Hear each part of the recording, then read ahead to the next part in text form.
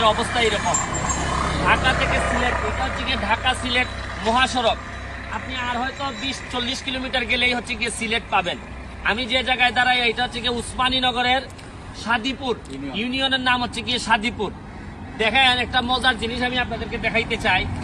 মহাসড়কের মধ্যে যেখানে শত শত গাড়ি চলতেছে, এরা পল্লী বিদ্যুতের এই পিলারটারে আনতে আনতে কোথায় নিয়ে আইছে আমি আপনাদেরকে দেখাইতে চাই। দেখেন এই মহাসড়কে যেখানে মানে প্রায় 100 মাইল থেকে গাড়ি চলে, এই জায়গাটাতে না আছে ট্রাফিক, না আছে হাইওয়ে ট্রাফিক, না স্থানীয় পুলিশ ডিপার্টমেন্ট। এখন এইটা একটা অ্যাক্সিডেন্টের জন্য যথেষ্ট। হয়তো নিরাপদ সড়ক চাই, আপনি কিভাবে চাইবেন? সড়কের দায়িত্বে যারা আছে তারাও জানেন না। সকাল 8টা থেকে এইটা এখানে পড়ে আছে এবং কে আর কোনো কি নাই। এবং মজার জিনিস হচ্ছে গিয়ে এখানে মধ্যে আবার পাথর দিয়ে সরাই দেওয়া হয়েছে যে এটা যাতে আপনি এদিকে না আসে।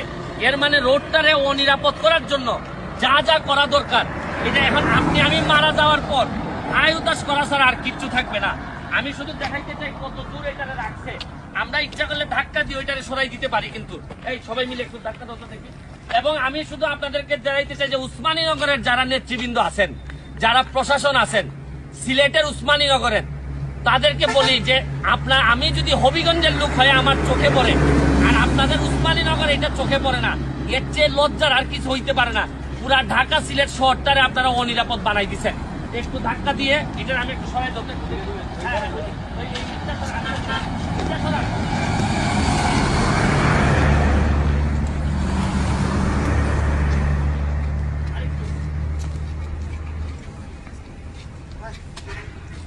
তারপরও পুরা ঝুঁকি মুক্ত করতে পারি নাই। আমি শুধু এইটুকু বলতে চাই, চলার পথে যারাই যেখানে যা পান আর যারা এটা রেখে গেছেন আমার ভিডিওতে যদি দেখে থাকেন, অন্তত সামান্য বিবেকটারে কাজে লাগান। নাইলে বাংলাদেশটারে শুধু একজন আর দুইজনে মিলে বাংলাদেশটা পরিবর্তন করা যাবে না। আর এত স্বভাব খারাপ হইলে মানুষের নিরাপত্তার কথা যারা চিন্তা করে না, তারা আসলে প্রকৃত বাংলাদেশের কোনো দেশপ্রেমিক না, এরা বাংলাদেশটারে বেছে দিতে চায়। এই পর্যায়ে লাইভ থেকে সাদিপুর ইউনিয়নের উসমানীনগর থেকে বিদায় নিচ্ছি। থাবড়াইয়া দাঁত ফালাইয়া দিব শালার পুত্তর। নেতা হইতে আইছো না, নেতা সাজাও, ভণ্ডামি মারাও। হারাম জাদা ছোট লোক, আমার বিরুদ্ধে মামলা দে, তুই তো ব্যারিস্টার। থাবড়াইতে দাঁত ফালাই দিব হারাম দাদা। তুই দেখি সুমান হারাম দাদা কুত্তার বাচ্চা, নির্বাচন নিয়ে কথা বল, সততা নিয়ে কথা বল দেখি। কুকুরের বাচ্চা, তোর দাঁত ফেলে দিব আমি। স্যান্ডেল দেখছাস, এই জুতা দেখছাস, জুতা?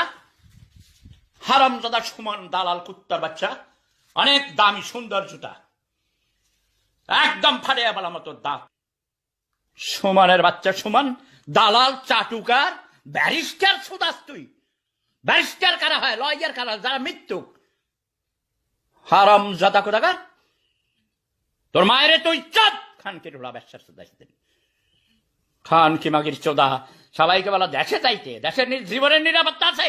এই খানকে বলা তোর দালালের গোষ্ঠী চুদি, জীবনের নিরাপত্তা কে দিবে?